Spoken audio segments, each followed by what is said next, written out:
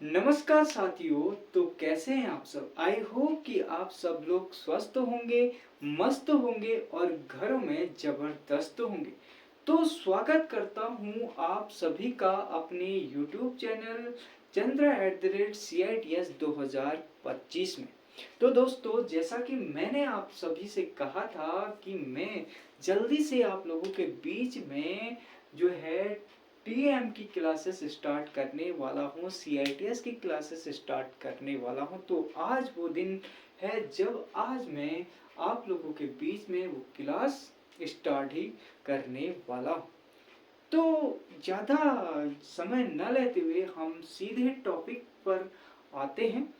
तो चलिए शुरू करते हैं इस टेट की शुरुआत के साथ। तो दोस्तों, आपने एक टीएम सब्जेक्ट जो है, इसमें एक कॉमन सब्जेक्ट होता है जिसे हम बोलते हैं टीएम के नाम से, जिसे हम जानते हैं। ठीक है, टीएम मतलब होता है यानी कि यह जितनी भी सीआईटीएस में ट्रेड हैं, जितने भी ट्रेड हैं, चाहे वह आप ले लीजिए फिटर की ले लीजिए। ठीक है, फिटर फिटर की ले लीजिए पहली। दूसरी आप ले लीजिए इलेक्ट्रिशियन की ले लीजिए, इलेक्ट्रीशियन की ले लीजिए। तीसरी आप इलेक्ट्रॉनिक मैकेनिक की ले लीजिए, इलेक्ट्रॉनिक मैकेनिक की ट्रेड हो, या चाहे आपकी सिविल सिविल टेक्नोलॉजी की ट्रेड हो, सिविल टेक्नोलॉजी की ट्रेड हो, या आपकी स्विंग टेक्नोलॉजी की ट्रेड हो, स्विंग टेक्नोलॉजी की ट्रेड हो, या आपकी प्लम्बर की ट्रेड हो,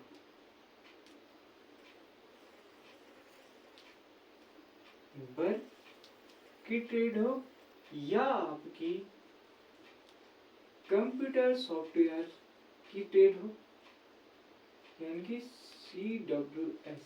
सीडब्ल्यूएस की ट्रेड हो। ये सब में क्या होता है, एक कॉमन सब्जेक्ट होता है। इन सभी ट्रेडों में एक कॉमन सब्जेक्ट होता है जिसे हम टीएम बोलते हैं। यानी कि टीएम का मतलब होता है आपका ट्रेनिंग मेथोडोलॉजी। क्या होता है? Training methodology. ट्रेनिंग किसे बोलते हैं हम? Training training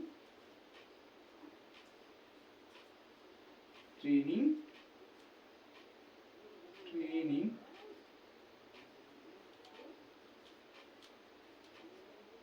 methodology.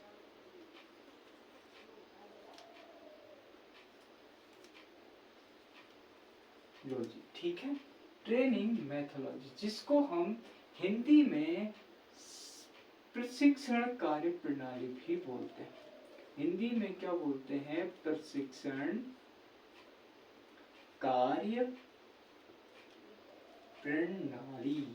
ठीक है, ये होता है प्रशिक्षण कार्य प्रणाली। इन ट्रेडों में, सब ट्रेडों में रिलेटेड जो सब्जेक्ट होता है वो कॉमन सब्जेक्ट होता है टीएम, यानी कि ट्रेनिंग मेथोडोलॉजी। अब आप लोगों ने एक चीज आपने वीडियो के माध्यम से, चाहे आप दोस्तों के माध्यम से सुने, क्या सुना होगा? एक को सुना होगा आपने पीओटी के नाम। पीओटी पीओटी क्या होता है? अब पीओटी जो होता है, इसको हम बोलते हैं principle of teaching. Principle principle of teaching. ठीक है, प्रिंसिपल ऑफ टीचिंग के नाम से इसे जानते हैं। प्रिंसिपल ऑफ टीचिंग इसे बोलते हैं। ओके, प्रिंसिपल ऑफ टीचिंग होता क्या है? ये होता है शिक्षण के कार्य सिद्धांत। क्या होते हैं? शिक्षण के कार्य सिद्धांत। शिक्षण के कार्य सिद्धांत, ठीक है, इसे हम शिक्षण के कार्य सिद्धांत के नाम से जानते हैं। अब ये जो शिक्षण और पीओटी है और टीएम, ये दोनों क्या है, हमारे एक ही है, इन पे कंफ्यूज मत होना, ठीक है। पहले हम क्या बोलते थे, इसको टीएम को पहले पीओटी के नाम से जानते थे, लेकिन वर्तमान समय में हम इसको क्या बोलते हैं, टीएम के नाम से जानते हैं, ट्रेनिंग मैथोलॉजी के नाम से जानते हैं। यही हमारे जो है, इस पे क्या है, कंफ्यूज नहीं होना है, ये दोनों क्या है, एक ही चीज है। यानी कि आप टीएम को हो या पीओटी को हो, दोनों एक ही चीज है, ठीक है। अब वर्तमान समय में हम इसको बोलते हैं क्या, टीएम, ट्रेनिंग मैथोलॉजी। चलिए अब ज्यादा देरी ना करते हुए हम सीधे टॉपिक पे आते हैं। यानी कि जो पहला आपका टॉपिक है वो है आपका क्या, वह है आपका role and responsibilities of an instructor, ठीक है। लेकिन इससे पहले एक चीज हम ये जान लेते हैं, जो इस टीएम की शुरुआत हुई वो हुई कहाँ से, इसको कहाँ से लिया गया। तो आइए उसको लिया गया overview of vocational scenario in India से, ठीक है। Overview of vocational scenario in India से इसकी शुरुआत होती है। कहाँ से, ओवर व्यू ऑफ वोकेशनल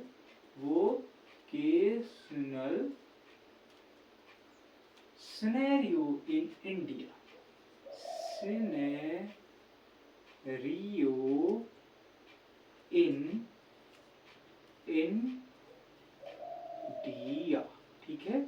इसकी शुरुआत होती है overview of vocational scenario in India, okay. इतना आपको समझ में आया होगा, आई होप इतना कि आप समझ गए होंगे। इसको कहते हैं overview of vocational scenario in India से इसकी क्या हुई, शुरुआत हुई। अब उसके बाद था क्या, तो overview of vocational scenario in India. अब सीधे टॉपिक जो हमारा पहला जो है, इसका टॉपिक है वो है role and responsibilities, role and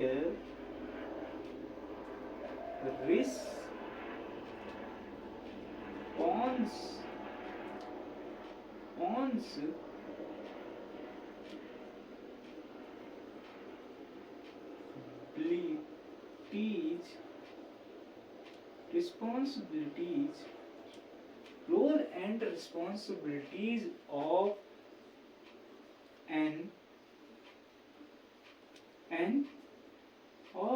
instructor,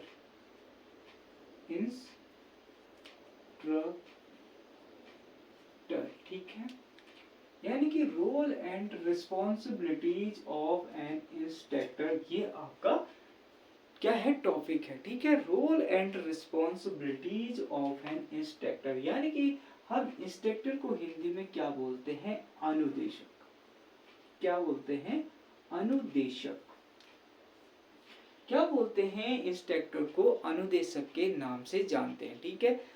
क्या होता है, अनुदेशक होता है role and responsibilities of an instructor.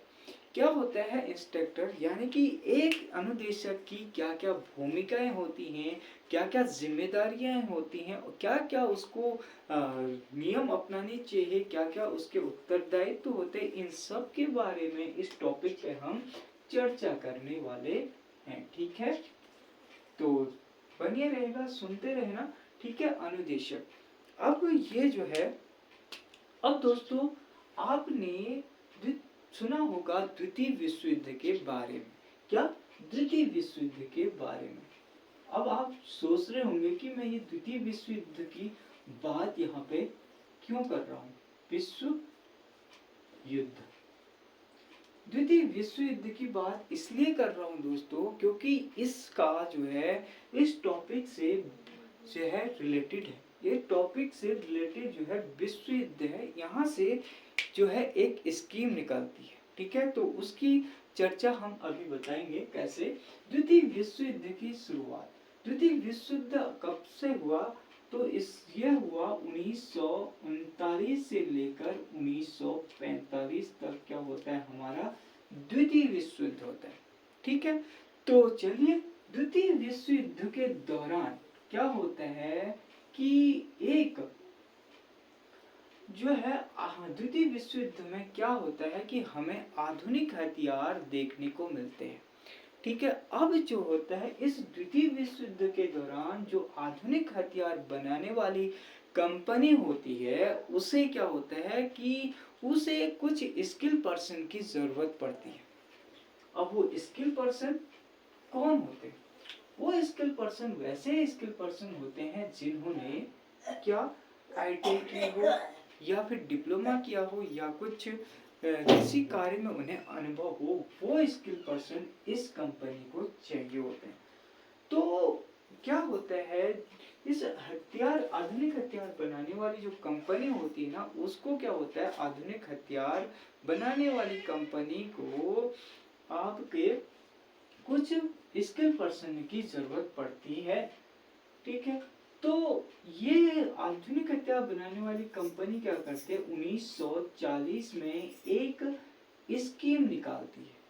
वो क्या करती है एक स्कीम निकालती है जिसे हम WTS के नाम से जानते हैं। WTS का मतलब होता है वार टेक्नीशियन स्कीम। ठीक है, वार टेक्नीशियन स्कीम। दोस्तों इसे आप नोट भी कर लेना क्योंकि ये जो फुल फॉर्म होती है ना ये बहुत ही इम्पोर्टेंट है आपके एग्जाम के लिए।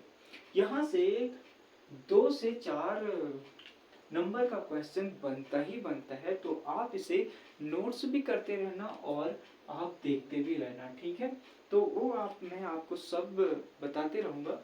तो ये होती है वार टेक्नीशियन स्कीम निकालती है और फिर इस WTS के तहत क्या होता है कोनी बिलासपुर में एक इंस्टीट्यूट की स्थापना की जाती है। कहाँ पे 1940 में ही क्या किया जाता है कोनी बिलासपुर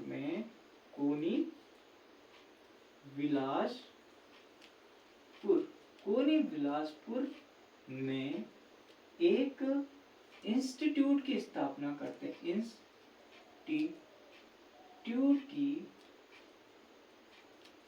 स्थापना करते हैं। ठीक है, 1940 में ही क्या होता है कि कोनी बिलासपुर में एक इंस्टीट्यूट की स्थापना की जाती है जो कहाँ पे थी मध्य प्रदेश में थी यानी कि एमपी में थी। ठीक है, जो कहाँ पे थी पहले एमपी में थी, लेकिन वर्तमान समय ये कहाँ पे है WTS वर्तमान समय में कहाँ पे है छत्तीसगढ़ में।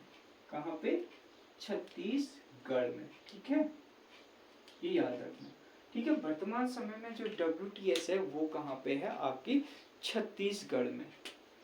ओके, अब दोस्तों 1945 में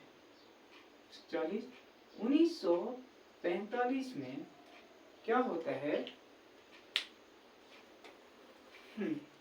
1945 में जो द्वितीय विश्व युद्ध होता है, द्वितीय विश्व युद्ध क्या होता है आपका समाप्त हो जाता है। ठीक है, अब 1945 में जो द्वितीय विश्व युद्ध होता है वो आपका समाप्त हो जाता है। अब फिर उसके बाद 1946 में क्या आता है ये जो वार टेक्नीशियन स्कीम है ना WTS है, इसका नाम चेंज करके हम बोलने लगते हैं टेक्निकल ट्रेनिंग स्कीम। 1946 में जो WTS होता है, इस WTS का नाम चेंज करके कि हम इसे किसके नाम से जानते हैं? Technical training scheme. Technical training scheme के नाम से जानते हैं। इसको जो WTS है उसे 1946 में हम टेक्निकल ट्रेनिंग स्कीम के नाम से जानते हैं। ओके, आई होप कि इतना समझ आया होगा। अब जो 1950 आता है, फिर आपका 1950, उसके बाद 1950 में क्या होता है? उसके बाद 1950 में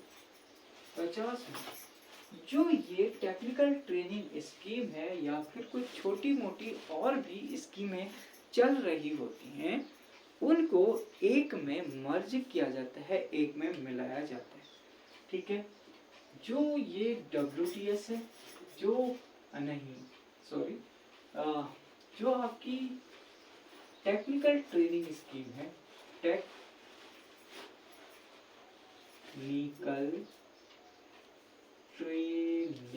टेक्निकल ट्रेनिंग स्कीम या फिर और भी अन्य छोटी छोटी स्कीमें चल रही होती है। छोटी स्कीम को क्या करते हैं हम? एक में क्या कर दिया जाता है? मर्ज कर दिया जाता है। ठीक है, इन सबको एक में मर्ज कर दिया जाता है और उसका नाम क्या रखा जाता है? उसका नाम हम बोलते हैं VTS, यानी कि वोकेशनल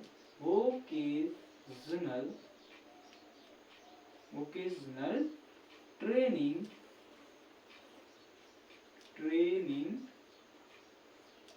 स्कीम। ठीक है, VTS का नाम क्या होता है? VTS जो होती है उसका नाम होता है वोकेशनल ट्रेनिंग स्कीम, जो आप लोग करने जा रहे हैं। वोकेशनल ट्रेनिंग स्कीम यानी कि 1950 में जो हमारा टेक्निकल ट्रेनिंग स्कीम है या फिर कुछ और छोटी मोटी जो स्कीमें चल रही होती हैं, इन सब को एक में मिलाया जाता है, एक में मर्ज किया जाता है और इसका नाम हम चेंज करके वोकेशनल ट्रेनिंग स्कीम के नाम से जानने लगते हैं। अब बात करते हैं कि ये जो वोकेशनल ट्रेनिंग स्कीम है यह किसके अंतर्गत आता है? ठीक है, अब बात करते हैं जो ये वोकेशनल ट्रेनिंग स्कीम है ना, जो VTS है, यह किसके अंतर्गत आता है? किसके अंतर्गत आता है? जो VTS है यह किसके अंतर्गत आता है? ठीक है, ये VTS जो है यह किसके अंतर्गत आता है? तो बात चलिए शुरू करते हैं। तो ये आता है आपके DGET के अंतर्गत, यानी कि इसका DGET का फुल, दोस्तों ये जो फुल फॉर्म है ना, ये आपके लिए बहुत ही हेल्पफुल है, होने वाली है, ये आपके एग्जाम में पूछे जाने वाले हैं। ठीक है, तो ये DGT का फुल फॉर्म होता है डायरेक्टोरेट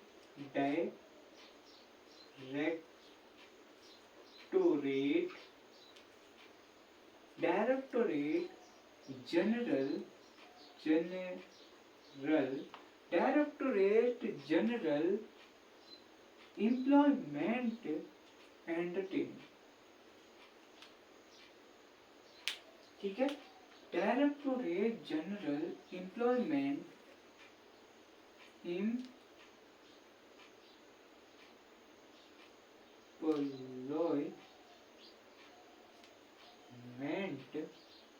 एम्प्लॉयमेंट एंड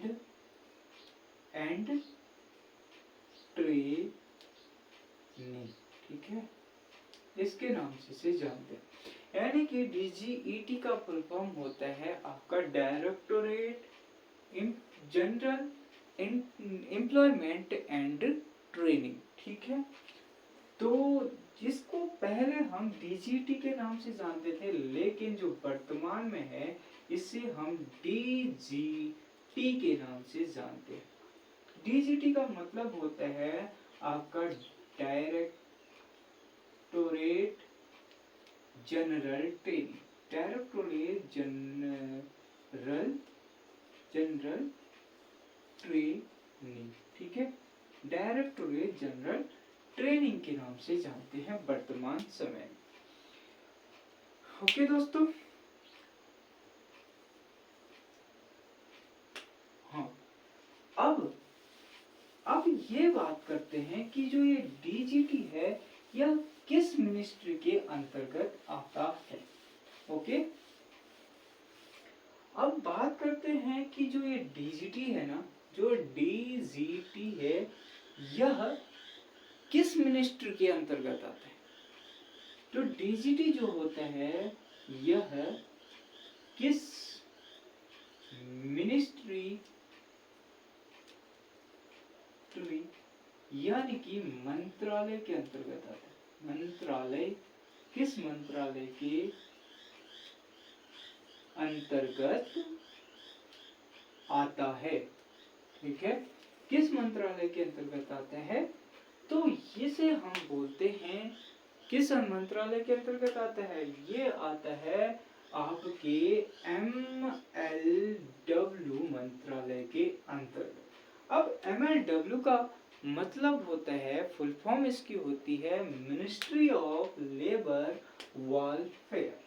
क्या इसका वो होता है, क्या फुल फॉर्म होता है मिनिस्ट्री ऑफ लेबर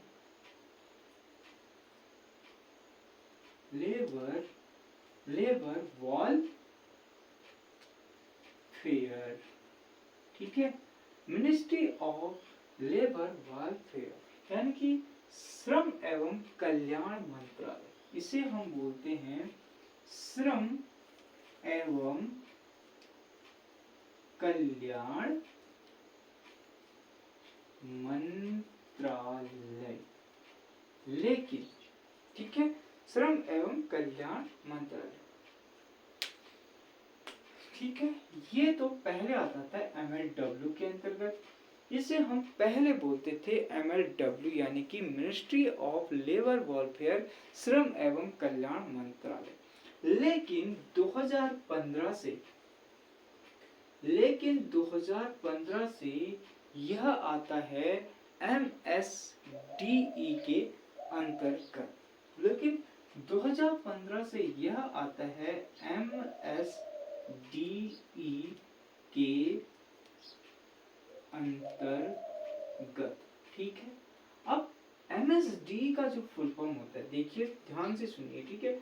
MSDE का जो फुल फॉर्म होता है वह होता है ministry of skill development and entrepreneurship. क्या होता है, ministry of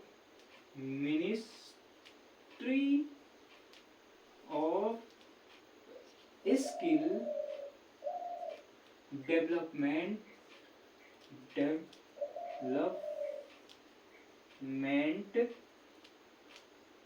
development and entrepreneurship. क्या, एंटरप्रेन्योरशिप, ठीक है दोस्तों। ये होता है 2015 के अंतर्गत, ये हम इस मिनिस्ट्री के अंतर्गत इसको रखते हैं। ओके, अब बात करते हैं जो इसके जो मंत्री हैं, इस MSD के जो मंत्री हैं वह कौन है।